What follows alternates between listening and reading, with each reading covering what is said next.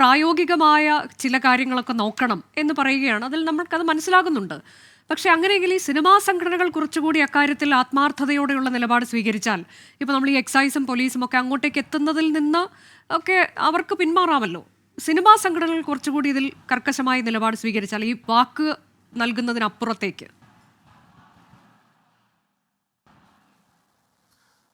അത് നമുക്ക് പറയാമെന്നുള്ളത് മാത്രമേ ഉള്ളൂ. ഇപ്പോൾ നേരത്തെ രാഹുൽ ഈശ്വർ പറയുന്നത് കേട്ടു, 100 കണക്കിന് ആൾക്കാർ ജോലി ചെയ്യുന്നവരാണ്. 100 കണക്കിനല്ല രാഹുൽ, ഏതാണ്ട് 1000 കുടുംബങ്ങൾ ഒരു സിനിമ കൊണ്ട് ജീവിക്കും, പ്രത്യക്ഷമായും പരോക്ഷമായും. ഏതാണ്ട് 1200ഓളം ഫാമിലികളാണ് ജീവിക്കുന്ന ഒരു സിനിമ കൊണ്ട്. പ്രത്യക്ഷം മുതൽ അതിൻ്റെ സ്ക്രിപ്റ്റ് മുതൽ തിയേറ്ററിലെത്തുന്ന പോസ്റ്റ് ഒട്ടിക്കുന്ന ആൾ വരെയുള്ള ആ കുടുംബങ്ങൾ. ശരിയാണ്, ഒരു സിനിമ നശിച്ചാൽ അങ്ങനെയാണ്. പക്ഷേ ഒരു സിനിമയിലെ ഏതെങ്കിലും ഒരു ടെക്നീഷ്യനോ ആ താരങ്ങളെ കൊണ്ടോ ഇതേപോലെ ഡ്രഗ്സ് ഉപയോഗിക്കുന്നത് നമ്മുടെ സമൂഹത്തിൽ പടർന്നു പിടിച്ചാൽ ഈ 1200 ഫാമിലിക്ക് പകരം 12000 ആളുകൾ ഈ ഡ്രഗ്സിൽ നശിച്ചു പോകും എന്നുള്ളതാണ് മറ്റൊരു സത്യം.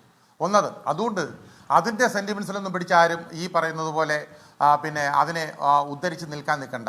കാരണം ഇത് പലർക്കും പ്രത്യക്ഷമായും പരോക്ഷമായിട്ടും സംഘടനയുടെ നേതാക്കന്മാർക്ക് ഗുണകരമായ പ്രവർത്തികൾ ഉണ്ടാകുന്നതുകൊണ്ട് മാത്രമാണ് സംഘടനാ നേതാക്കൾ ഇതിനെതിരെ പ്രതികരിക്കാത്തതും അവർക്ക് അനുകൂലമായ തീരുമാനങ്ങൾ എടുക്കുന്നത്. ഞാൻ നേരത്തെ സോഹൻ സീനിലാലിൻ്റെ കാര്യം പറഞ്ഞതുപോലെ സിനിമയുടെ ഡേറ്റ് കൊടുക്കുമ്പോൾ നേരത്തെ ഞാൻ നേരത്തെ പറയുമ്പോൾ അനുജ പിന്നെ കട്ട് ചെയ്താണ് അടുത്തലേക്ക് പോയത്. ഞാൻ പറഞ്ഞത് 2 ദിവസം മുമ്പ് ചർച്ച ചെയ്തപ്പോഴും ഞാൻ പറഞ്ഞിരുന്നു, ഏതാണ്ട് 1250-60 കോടി രൂപയോളം കഴിഞ്ഞ വർഷം നഷ്ടം വന്നിട്ട് 420 സിനിമകൾ റിലീസാവാനിരിക്കുന്നു. ഈ റിലീസാവാനിരിക്കുന്ന സിനിമകളുടെ നിർമ്മാതാക്കളാര്? ഇത് ഈ പറയുന്ന ഡ്രഗ്സ് ഉപയോഗിച്ചു എന്ന് പറയുന്ന ആളുകളുടെ സിനിമകൾ എത്ര എണ്ണം റിലീസാകാനിരിക്കുന്നു?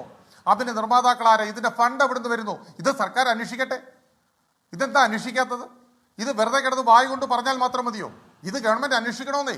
ഇത് അന്വേഷിച്ചാൽ ഇതിന്റെ സത്യാവസ്ഥ പുറത്തു വരും.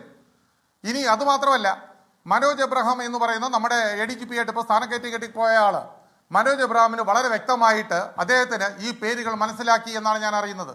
26-ാം തീയതി ഒരു ചർച്ച വെച്ചിരുന്നു. ആ ചർച്ചയൊക്കെ ഇപ്പോൾ മാറ്റിവെച്ചു. എന്തുകൊണ്ടാണ് മാറ്റിവെച്ചത്? ഇതാണ് നമ്മുടെ ഗവൺമെന്റിന്റെ കാര്യങ്ങളിലാണെങ്കിലും ശരി, ഒരു കാര്യങ്ങളിലേക്ക് അടുത്ത് വരുമ്പോൾ പെട്ടെന്ന് അതിനൊരു മാറ്റം ഉണ്ടാകും. പണ്ട് നടി ആക്രമിക്കപ്പെട്ട കേസിൽ ADGP ശ്രീജിത്തിനെ ഒരു സുപ്രഭാതത്തിൽ കേസിന്റെ വിചാരണ തുടങ്ങുന്ന തലേദിവസം മാറ്റിയതുപോലെ ഇവിടെ ഇപ്പോൾ മനോജ് എബ്രഹാമിന് പ്രൊമോഷൻ കൊടുത്ത് മാറ്റിവെച്ചിരിക്കുന്നു. ഈ ഏരിയയിൽ നിന്നേ പറഞ്ഞു വിട്ടു. ശ്രീ ചിറക്കര മധു എന്ന് പറയുന്ന അദ്ദേഹം റിട്ടയർഡ് എക്സൈസ് ഓഫീസറാണ്. അദ്ദേഹം അറിയാൻ വേണ്ടി ഒരു കാര്യം ചോദിക്കട്ടെ. ഇടുക്കിയിലെ ചില സ്ഥലങ്ങളിലും എറണാകുളം കോഴിക്കോട് ചില സ്ഥലങ്ങളിലുമൊക്കെ ഈ എക്സൈസുകാർ പരിശോധനയ്ക്ക് ഇറങ്ങും. 1/2 കിലോ കഞ്ചാവ് പിടിച്ചാൽ 2 ഗ്രാമേ എഴുതൂ. സംശയമുണ്ടോ?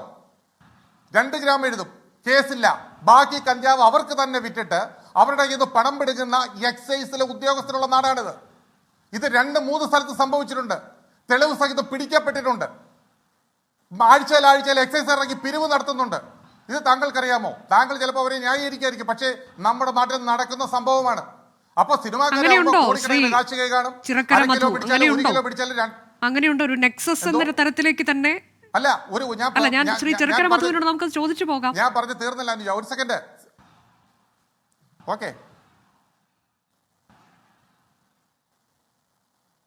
ചിറക്കര മധു കേൾക്കാമോ? എനിക്ക് പറയാമോ? പറഞ്ഞോളൂ. പറയട്ടോ, എനിക്ക് പറയാമോ? പറഞ്ഞോളൂ.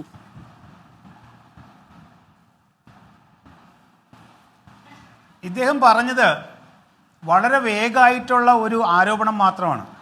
ഇങ്ങനെയുള്ള ആരോപണം ആർക്ക് വേണമെങ്കിലും പറയാം. പോലീസുകാർ അവിടെ പൈസ മേടിച്ചു, എക്സൈസുകാർ ഇവിടെ പൈസ മേടിച്ചു, അവിടെ കഞ്ചാവ് മറിച്ചു വിറ്റു എന്നൊക്കെ ആർക്ക് വേണമെങ്കിലും പറയാവുന്നേ ഉള്ളൂ. നിങ്ങൾ അങ്ങനെയുള്ള വിവരം കിട്ടിയാൽ കൃത്യമായും അവിടുത്തെ ഡെപ്യൂട്ടി കമ്മീഷണറെയോ എക്സൈസ് കമ്മീഷണർക്കോ ഇന്നയാൾ ഇന്നതുപോലെ കുറ്റം ചെയ്തെന്നും പറഞ്ഞുകൊണ്ട് വിവരം അറിയിച്ച സെക്കൻഡിൽ അയാൾ വെളിയിലാവും, അയാൾക്കെതിരെ കേസ് വരും. ഇതേ കേസ് വരും. ഒരാൾ കഞ്ചാവ് വാങ്ങി മറിച്ച് വേറൊരാൾക്ക് വിറ്റു എന്ന് പറഞ്ഞാൽ സെയിം സെക്ഷൻ ഇട്ട് ആ ഉദ്യോഗസ്ഥനെതിരെ കേസ് വരും. അതുകൊണ്ട് ഇങ്ങനെ വേഗമായിട്ടുള്ള സംഭാഷണങ്ങൾ TV-യിലൊക്കെ വന്നിരുന്ന് പറയരുത്, മണ്ടത്തരമാണ്. ശരി, ബൈജു കൊട്ടാരക്കര, താങ്കൾക്ക് നേരത്തെ പറഞ്ഞത് പൂർത്തിയാക്കാം. ഒരു മണ്ടത്തരമല്ല ശ്രീ ചിറക്കര മധു.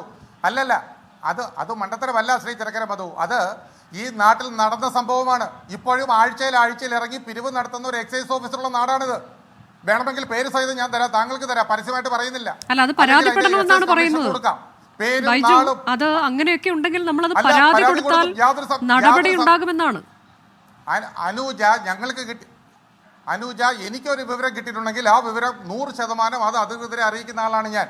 ഈ വിവരവും ഞാൻ അധികൃതരെ അറിയിക്കും.